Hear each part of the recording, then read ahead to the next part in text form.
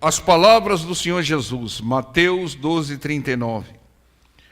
Mas ele lhes respondeu e disse: uma geração má e adúltera pede um sinal, porém não se lhe dará outro sinal, senão o sinal do profeta Jonas. Irmãos, o Senhor Jesus chama aqui de uma geração má e adúltera. Palavras duras. Mas em certos momentos, com certas pessoas, nós temos que falar de uma maneira clara e contundente, sem ofensa. Mas o Senhor Jesus estava aqui, vamos dizer assim, alertando sobre a prática dessa geração. E essa geração má e adúltera que o Senhor Jesus diz, estava pedindo para ele um sinal. Irmãos, eu não sei qual é a sua necessidade, eu não sei quais são as suas lutas, mas se você pedir sinal para Deus, você está demonstrando incredulidade. É a mesma coisa se dizer: Senhor, eu não acredito na sua palavra, então me dá um sinal. Irmãos, quem faz isso não crê na palavra do Senhor. E se não crê na palavra do Senhor, não vai crer também no sinal. Vai ficar duvidando do sinal. Imagine se o Senhor desse um sinal. A pessoa ia ficar: será que esse sinal é de Deus? Será que esse sinal é do inimigo? Porque se ela não crê na palavra ao ponto de pedir sinal, ela não vai crer no sinal. Então, irmãos, creia na palavra. A palavra é verdadeira. A palavra de Deus se cumpre. Não precisa ficar pedindo sinal para o Senhor. Ô pastor, eu preciso de um sinal para ver se Deus vai me dar vitória. É claro que Ele quer te dar vitória, mas Ele quer que você tire esse negócio de sinal da sua cabeça. E muitas vezes o sinal é uma profetada. Chega alguém e fala: ô irmão, revela aí o que vai acontecer comigo. Para que revelar se está escrito? Se você crê, tudo é possível para a sua vida. Mas se você não crê e ficar pedindo aí revelação à torta direita, irmãos, tem pessoas que tiram a palavra, descartam a palavra de lado e fica procurando profetadas e fica procurando sinais. É isso que deixa o Senhor triste. É a mesma coisa que o Senhor Jesus dissesse: você está duvidando da minha palavra? Você está duvidando das minhas promessas? Então por que está pedindo um sinal? Não vou dar sinal. Entenda, irmãos, a incredulidade ofende ao Senhor. Irmãos, se alguém chegar para você e falar: irmão, eu não acredito em você, você vai ficar alegre? Alguém querido, um ente querido falar: pai, mãe, eu não acredito em você, não vai te ferir? Você não vai ficar triste? Imagina o Senhor, quando um filho, uma pessoa que se diz filho dele, diz: Senhor, me dá um sinal, porque a sua palavra não é suficiente para que eu creia. Irmãos, Deus, Ele não escreveu uma Bíblia de sinais. Ele escreveu uma Bíblia com promessas. E todas elas vão se cumprir se você crer. Se você não crer, você vai ser, como diz lá em Tiago, você vai ser jogado por um lado, por outro, pelo diabo. Uma hora está procurando uma revelação da irmãzinha tal, outra hora está pedindo um sinal aqui, outra hora está indo acolá, porque lá diz que está acontecendo isso. Então ela não se afirma em Deus. Irmão, igreja alguma salva, igreja alguma liberta, igreja alguma cura. Quem faz tudo isso é o Senhor Jesus. E o Senhor Jesus, Ele está aqui e está acolá, aonde a palavra dele é pregada. É claro que tem alguns lugares que Deus distribui dons diferentes. Tem lugares que o dom de cura é mais saliente, né? É mais, vamos dizer assim, mais constante. Mas o mais importante, irmão, você sabe o que é? É a salvação. Irmãos, tem muitos lugares que muita gente tem sido curadas, mas será que se converteram? como os 9 leprosos? Será que se converteram? Será que estão ouvindo a palavra, estão se rendendo à palavra, estão obedecendo a palavra, estão se convertendo? É difícil isso, irmãos, porque é claro que nós queremos a cura, a libertação, queremos a prosperidade, mas, irmão, nunca tira da sua cabeça que o bem maior é a salvação e só vem pela conversão. E uma pessoa que pede sinal para o Senhor, irmãos, me desculpe, mas ela não crê na palavra. Ela não está convertida. Se Deus quiser mostrar, Ele mostra. Não pelo pedido seu. Muitas vezes Deus direciona, muitas vezes Deus mostra. Ele mostrou para Jeremias. E Ele trazia a revelação para Jeremias. Né? Então nós temos que crer nisso, irmãos. Nós temos que crer única e exclusivamente da fonte mais segura que existe, que é a palavra do Senhor. Entenda, irmãos, uma pessoa que vive procurando sinais, que vive procurando revelações, que vive procurando aí um monte de coisa, ela está misturando o evangelho com quiromancia. Creia na palavra e não fica pedindo sinal para Deus, não fica pedindo revelação aí. Às vezes a pessoa que está te revelando, irmãos, ela está sendo usada pelo inimigo. Ela está na mão do inimigo. E você está sendo direcionado por aquilo que a pessoa te revelou. Eu estou vendo que vai acontecer um acidente por aí. Para trás de mim, Satanás. Né? Eu estou vendo uma chave na sua mão. O meu irmão é que conta muito disso. Ele falou, todas as igrejas que eu ia falavam que tinha uma chave na minha mão. Até estou pensando em ser chaveiro. Irmãos, porque é a revelação da palavra que é a verdade, que você tem que crer. Naquilo que diz o profeta A, o profeta B, o profeta C, irmãos. Se não tiver respaldo bíblico, irmãos, não creia, irmão. Tem tanto engano nesse mundo, pessoal. Tem tantas coisas que parecem ser palatáveis, mas é puro engano e que no final vai levar muitas pessoas à perdição, irmão. Tem que crer na palavra. Quando a palavra diz que só teu Deus adorará, só adore a Deus. Quando a palavra diz que que o Senhor não divide a sua glória com imagens de esculturas, para com esse negócio de imagem de escultura, irmão. Para com essas tradições que conflitam com a palavra. Elas não vão abençoar. Porque ocorrem mais milagres na igreja do Senhor, na igreja que prega a palavra, do que nos lugares onde se cultuam imagens, mortos e outra coisa. Porque aqui é a verdade é que traz resultado. É a verdade que traz o milagre. Então entendam, não peça sinal a Deus, isso é evidência de incredulidade. Haja como centurião, basta a sua palavra, Senhor. Versículo 40. Pois como Jonas esteve 3 dias e 3 noites no ventre da baleia, assim estará o Filho do Homem 3 dias e 3 noites no seio da terra. Irmãos, o Senhor disse que Ele estaria no seio da terra. Ele sabia de todo o plano, irmãos. O plano foi traçado por Deus e revelado pelo Espírito Santo de Deus ao Senhor Jesus. O Senhor Jesus, desde Gênesis, já havia uma promessa que o Senhor Jesus viria.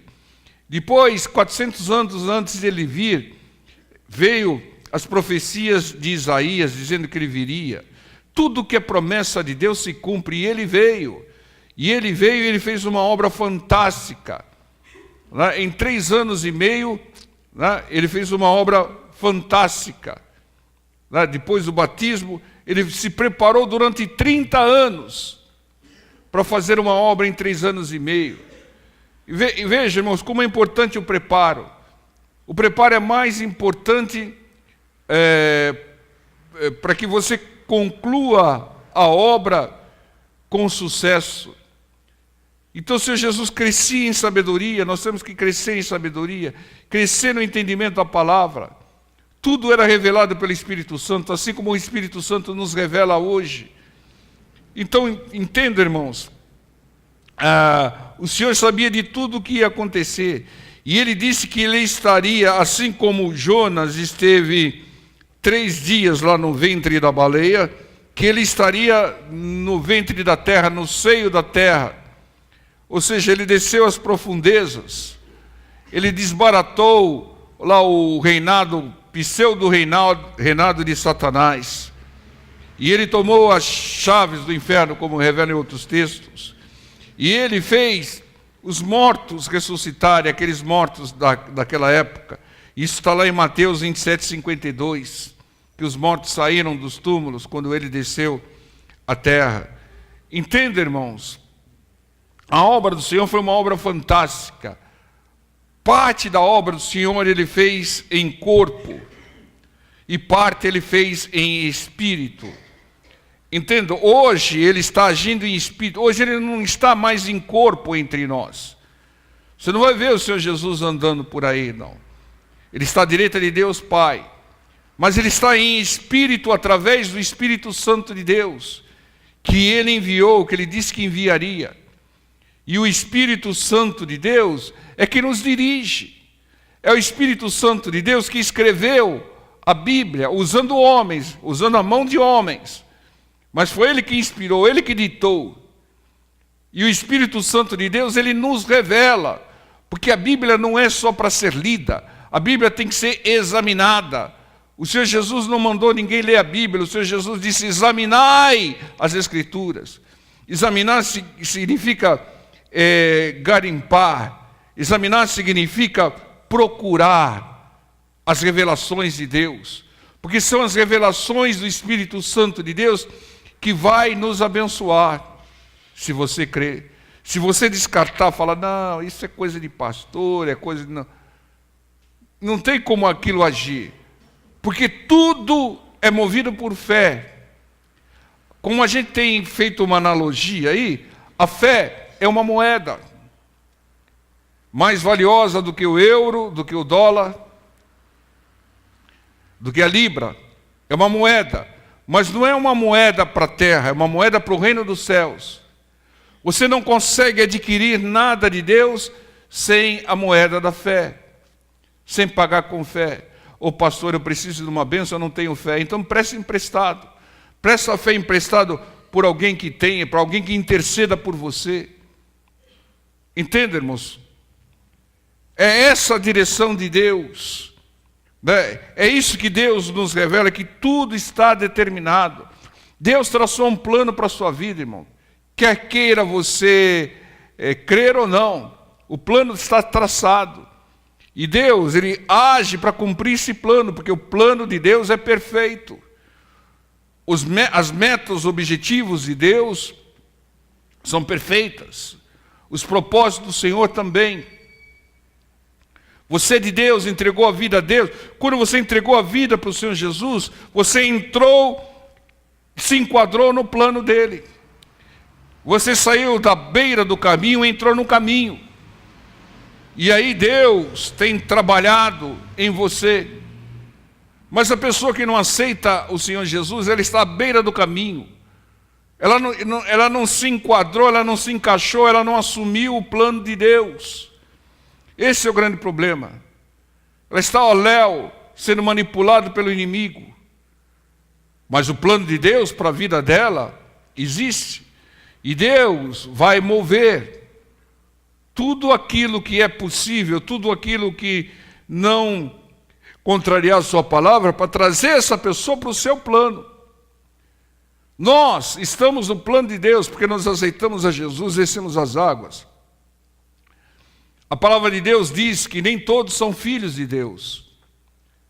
Todos são criaturas de Deus, mas filhos só aqueles que assumem Deus como pai. Se uma criança fala, não, você não é meu pai, então o pai deixa de ser pai.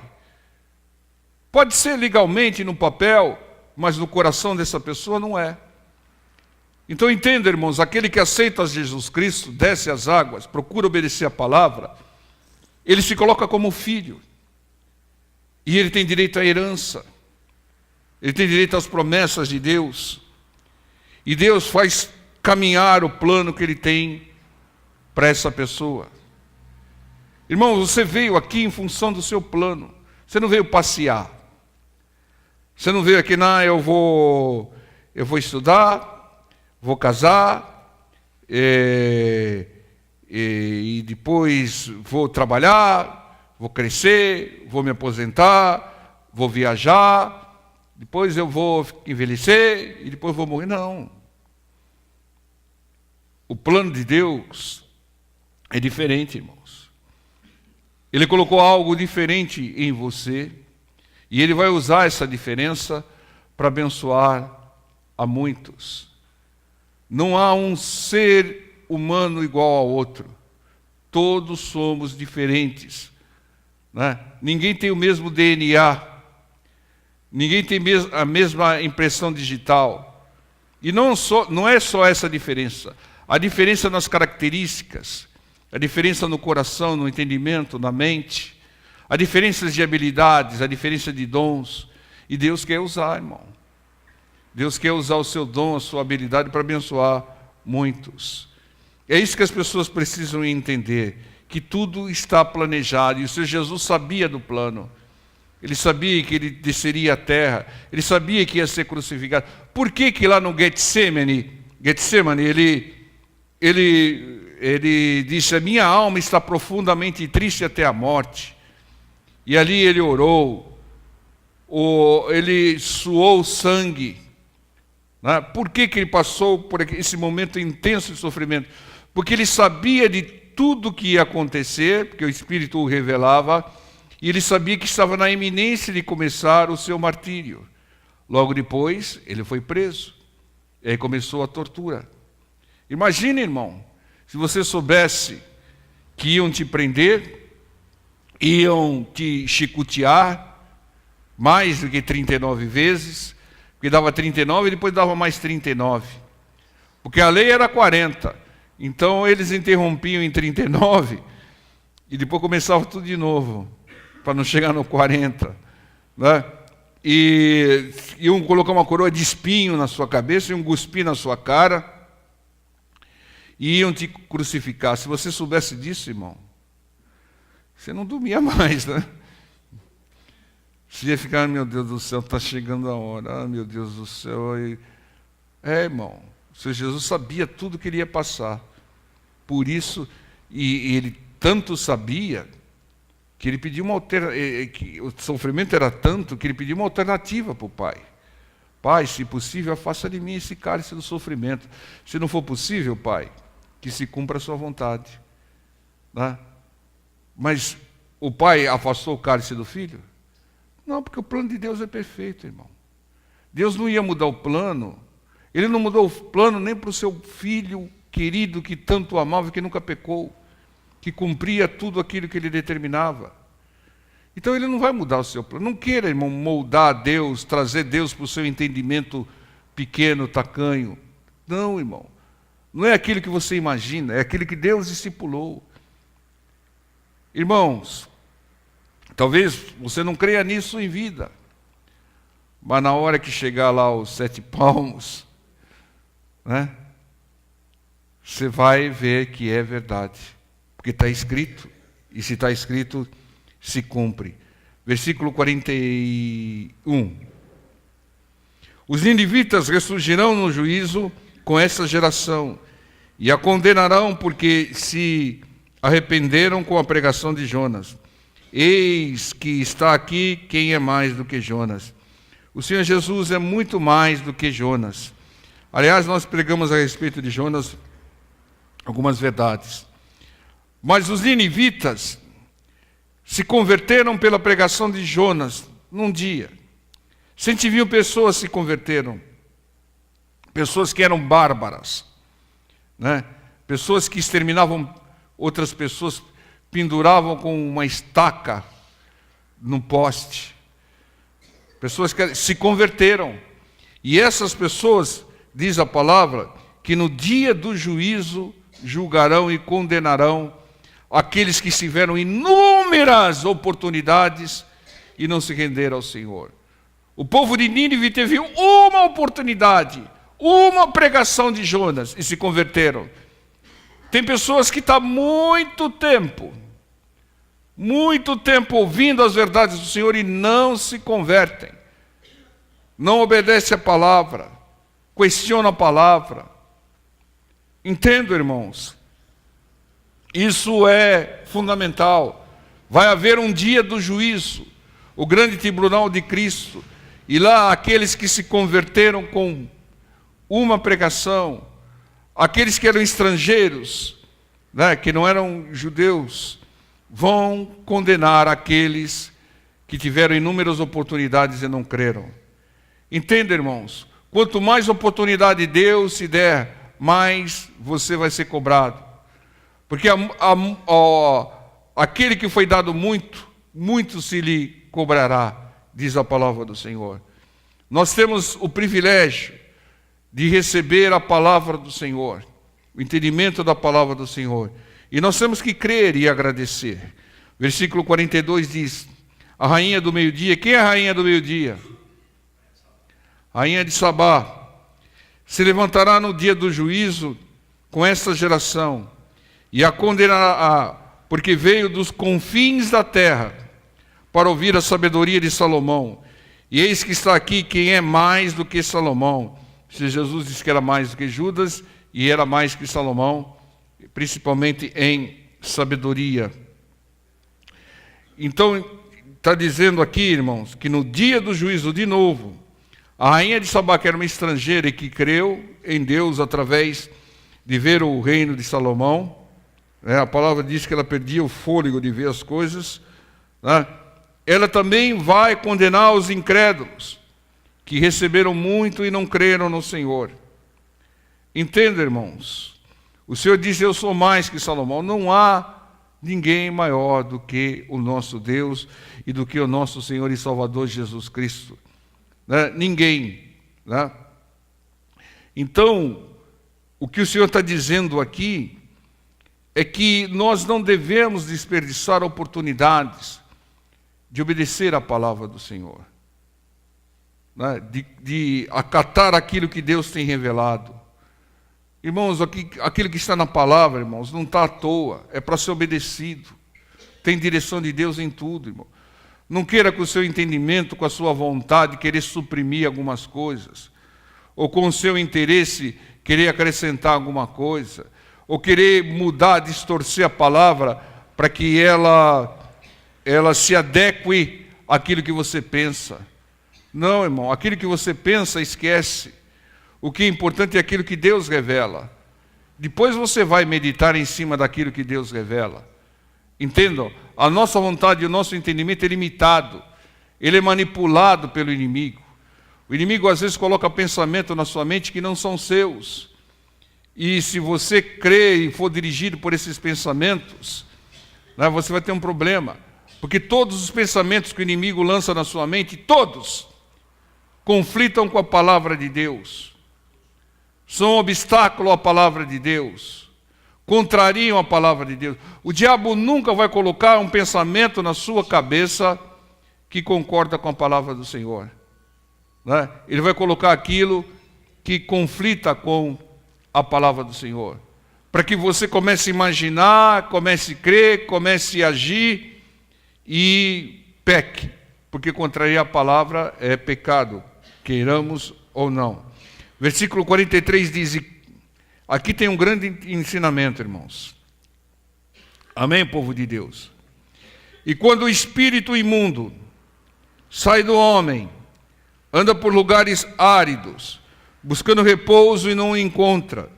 Então diz, voltarei para a minha casa de onde saí, e voltando acha desocupada, varrida e adornada. Então vai e leva consigo outros 7 espíritos piores do que ele, e entrando habitam ali. E são os últimos atos desse homem piores do que os primeiros. Assim acontecerá também a essa geração má. Irmãos, isso é revelador. Ou seja, demônios têm que sair, mas não podem voltar. Porque se voltarem, voltam com um reforço, com 7 espíritos piores do que ele, é o que diz a palavra, né? Então, irmãos, o entendimento que nós temos é que a libertação, ela não se conclui quando o demônio sai. Você coloca a mão na cabeça da pessoa, manifesta o demônio, e você fala, demônio, sai, e ele sai. Aí é o início da libertação, porque a libertação só se conclui se o demônio não voltar. E para que o demônio não volte, a casa não pode estar vazia, limpa, adornada. A casa tem que estar cheia da palavra do Senhor. Entendam? A conclusão da libertação de qualquer pessoa vem através do conhecimento e da obediência à palavra de Deus. Porque se o espírito sair e ela não se encher da palavra, ele vai voltar, vai encontrar a casa vazia, vai trazer reforço, a pessoa vai ficar pior do que antes. Por isso que toda recaída, a pessoa fica pior do que o primeiro estágio. Entendam, irmãos? Não pode haver retorno do demônio. Seja qual for o demônio, demônio de enfermidade, demônio de vício, de miséria, não pode haver retorno. Você tem que se encher da palavra de Deus. Como a gente costuma, vamos dizer assim, fazer uma certa analogia, como é que você se livra de uma água suja, uma água podre? Tem duas maneiras. A primeira, você pega o balde e joga toda a água podre fora. Mas aí o balde fica vazio. Né? Pode vir água podre de novo ou água pior.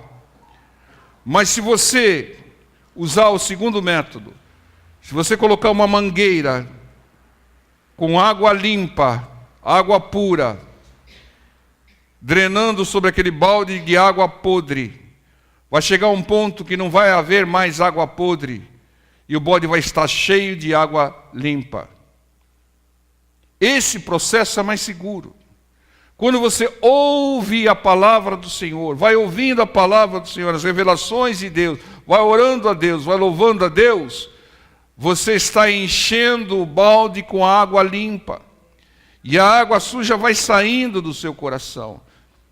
Você começa a tirar mágoas, rancores. Você começa a obedecer a palavra, começa a tirar sentimentos ruins, pensamentos errados. Né? E a palavra do Senhor é como uma mangueira de água limpa, pura, que vai tirando tudo aquilo que é podre. Porque se você jogar o balde com água suja fora, o balde vai ficar vazio. E alguém pode encher com água podre de novo. Pode colocar água mais sujas e impuras ainda. Mas quando você vai recebendo a palavra, vai ouvindo a palavra, por isso que é importante sempre ouvir a palavra, irmãos. O seu coração vai se enchendo de fé, o seu coração vai se enchendo de amor, de paz, de alegria. E aqueles sentimentos ruins vão saindo da sua vida. Entendam? O processo de libertação é esse. Libertação não se conclui quando o demônio sai, ela começa. Ela se conclui quando o demônio não tem mais como voltar, porque a pessoa encheu o coração com a palavra de Deus. Amém, irmãos? Versículo 48 e 50. Porém, irmãos, agora vão atirar a cadeira em mim, nem o sapato, vão tirar a cadeira em mim. Porém ele respondendo, o Senhor Jesus respondendo, disse ao que lhe falaram, porque disse-lhe alguém, versículo 47, eis que estão ali fora tua mãe e teus irmãos que querem falar-te. Ô irmão, se Jesus está pregando, e vem alguém e fala, para a pregação que eu quero falar com você. A mãe e os irmãos do Senhor Jesus fizeram isso. E o pior, chegaram atrasados, né? Porque estava pregando. Né? Chegaram lá no fim da pregação. Irmão, não chega atrasado na presença do Senhor, honre o Senhor. Você sabe que esses detalhes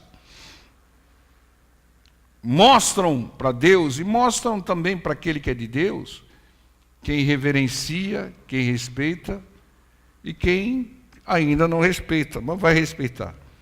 Porém ele respondendo disse ao que falara: quem é minha mãe? Quem são meus irmãos? Estendendo a sua mão para os seus discípulos disse: eis aqui a minha mãe e meus irmãos. Porque qualquer que fizer a vontade de meu Pai que está nos céus, esse é meu irmão, irmã e mãe.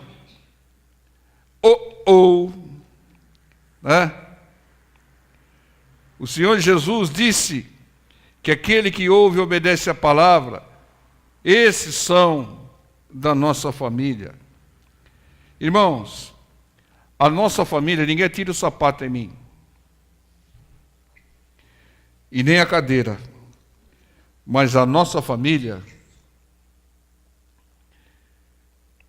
são aqueles que obedecem a palavra de Deus.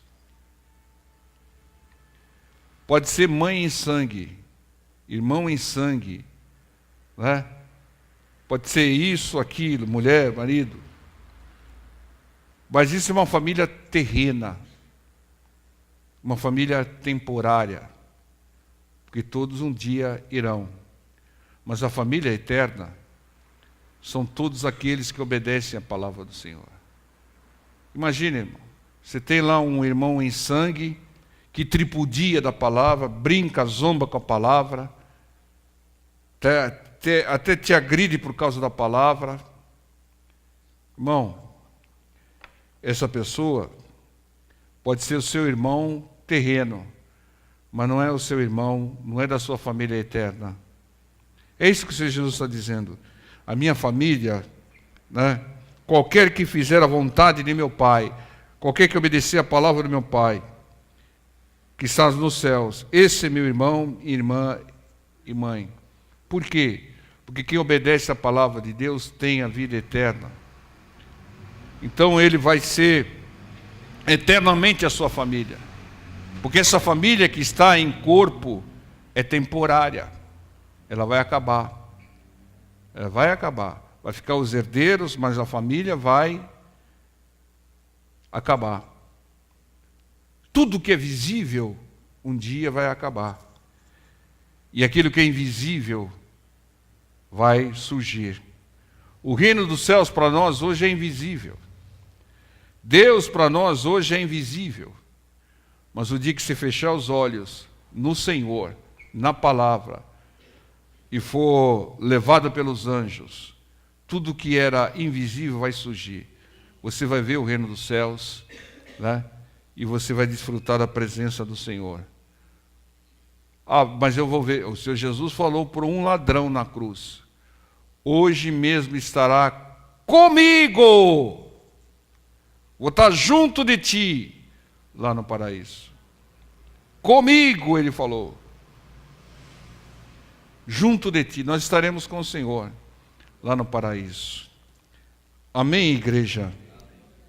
Então entendam, a sua família é quem obedece a Deus, a palavra de Deus. Esses estarão eternamente com vocês. Fala para o seu irmão do lado: eu vou te ver lá no céu. Amém, povo de Deus? Entendo, irmãos, é difícil colocar essa mensagem nos incrédulos do mundo. Eles só acreditam em coisas materiais. Ah, eu tenho que ver para crer. Não, irmãos, isso é mente limitada. Muitas vezes a gente vê pela nossa fé. Amém, irmãos? Fiquemos em pé e vamos orar ao Senhor.